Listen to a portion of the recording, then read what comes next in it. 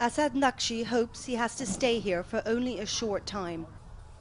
He has come from Syria across the mountainous border to Lebanon after his home was bombed in an airstrike.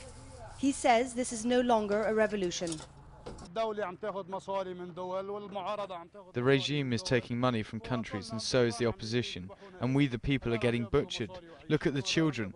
If they want to fight, fight away from our towns and cities. Go kill yourself, but leave us be. This refugee camp is in a no man's land. It's a small camp outside the town of Arsal and comes before the first army checkpoint.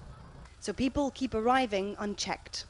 And we're told there are many more closer to the border with Syria.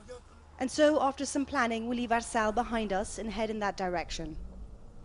These are old smuggling routes and there is no one in charge here. It's roughly 30 kilometers to the first village inside Syria. We see a few tents scattered in the mountains, but the refugees we try and speak to are hostile. On 2 occasions, we're threatened with weapons if we don't leave.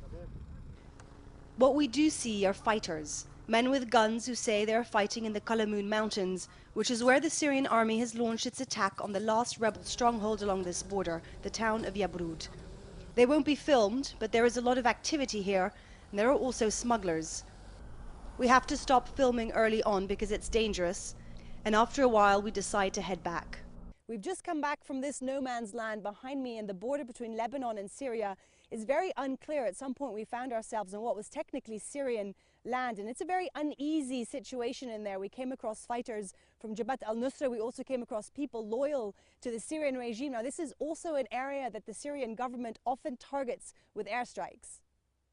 Fighters do come and go into Arsal, a chance to rest and resupply. But it's mostly families that are making their way into Lebanon.